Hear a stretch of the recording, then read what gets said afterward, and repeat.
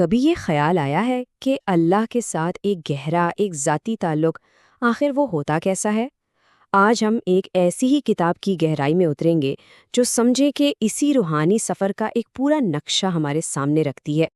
اس کتاب کا نام ہے آفتاب نسبت ما اللہ، یعنی اللہ کے ساتھ تعلق کا سورج۔ یہ دراصل شاہ حکیم محمد اختر صاحب کی تعلیمات کا مجموعہ ہے، اور یہ کتاب ہمیں اس روحانی راستے کو سمجھنے میں بہت مدد دیتی ہے۔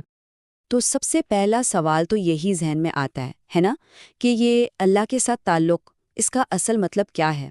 دیکھیے، یہ صرف کوئی سوچ یا خیال نہیں ہے، بلکہ یہ ایک باقاعدہ کیفیت ہے، ایک ایسا گہرا احساس ہے جسے پانے کے لیے کوشش کی جاتی ہے۔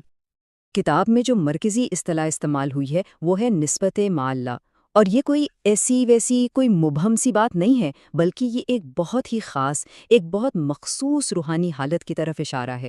مطلب ایک ایسا گہرا شعوری رشتہ جسے حاصل کرنا ہی اس پورے سفر کا اصل مقصد ہے۔ تو ٹھیک ہے، سفر پر نکلنا ہے، لیکن پہلا قدم کیا ہوگا؟ ظاہر ہے، کسی بھی سفر پر نکلنے سے پہلے منزل کا تو پتہ ہونا چاہیے، ہے نا؟ تو آئیے سب سے پہلے یہ دیکھتے ہیں کہ اس روحانی سفر کی منزل، اس کا اصل مقصد ہے کیا؟ اور یہاں سب سے دلچسپ بات پتہ ہے کیا ہے؟ کہ منزل صرف آخرت کا کوئی نام نہیں ہے۔ نہیں، کتاب کے مطابق یہ سفر تو اسی دنیا میں ایک ایسی زندگی کی طرف لے جاتا ہے جو محبت، مقصد اور سچی خوشی سے بھری ہو۔ اچھا، منزل تو بہت بڑی ہے، لیکن سوال یہ ہے کہ اتنا بڑا سفر کوئی اکیلے کیسے طے کر سکتا ہے؟ تو کتاب کہتی ہے کہ نہیں، اس کے لیے ایک رہنما، ایک گائیڈ کی ضرورت پڑتی ہے۔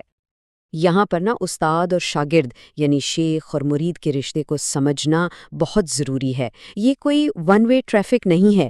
ایک طرف شاگرد ہے جو احترام اور وفاداری پیش کرتا ہے، اور دوسری طرف استاد ہے جو اپنے تجربے کی روشنی میں اس کی روحانی بیماریوں کا علاج کرتا ہے۔ تو یہ ایک دوسرے پر مکمل بھروسے کا رشتہ ہے۔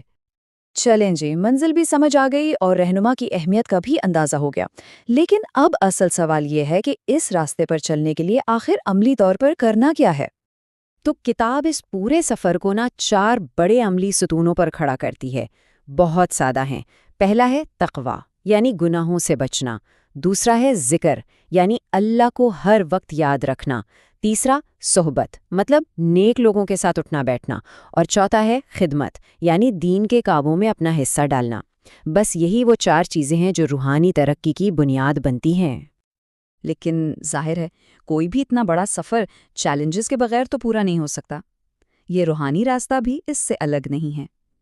کتاب ہمیں بتاتی ہے کہ اس سفر میں مسافر کو کچھ اندرونی اور کچھ بیرونی دونوں طرح کے دشمنوں کا سامنا کرنا پڑتا ہے۔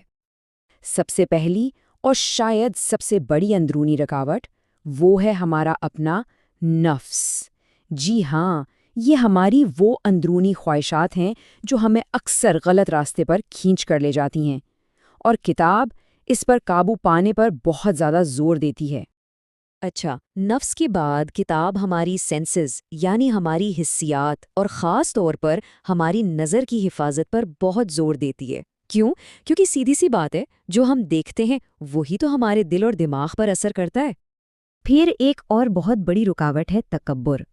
کتاب اسے ایک ایسی خطرناک روحانی بیماری کہتی ہے جو انسان اور خدا کے بیچ میں سب سے بڑی دیوار بن کے کھڑی ہو جاتی ہے۔ اور ہاں، ان ساری اندرونی رکاوٹوں کے ساتھ ساتھ کتاب ایک بیرونی دشمن یعنی شیطان اور اس کے حربوں سے بھی ہمیں خبردار کرتی ہے، اور ظاہر ہے ان سے بچنے کے طریقے بھی بتاتی ہے۔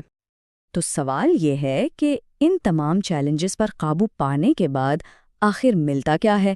آئیے اب دیکھتے ہیں کہ اس مشکل سفر کے اختتام پر انعامات کیا ہیں۔ دیکھیں، یہ صرف کچھ فائدوں کی ایک لسٹ نہیں ہے، نہیں، یہ دراصل ایک انسان کی مکمل اندرونی تبدیلی کی بات ہو رہی ہے۔ دل کا سکون ملنا، اللہ کی حفاظت نصیب ہونا، اور سب سے بڑھ کر اللہ کا دوست بن جانا، یہی تو وہ منزل ہے جو راستے کی ہر مشکل کو بامانی بنا دیتی ہے۔ اور یہ ایک بہت ہی طاقتور، بہت شاعرانہ جملہ ہے جو پورے خیال کا خلاصہ ہے کہ عاجزی اور خلوص یہی وہ چیزیں ہیں جو اللہ کے تعلق کو اپنی طرف کھینچتی ہیں۔ تکبر نہیں، بلکہ دل کا ٹوٹنا ہے جو اللہ کے قریب جانے کا دروازہ کھولتا ہے۔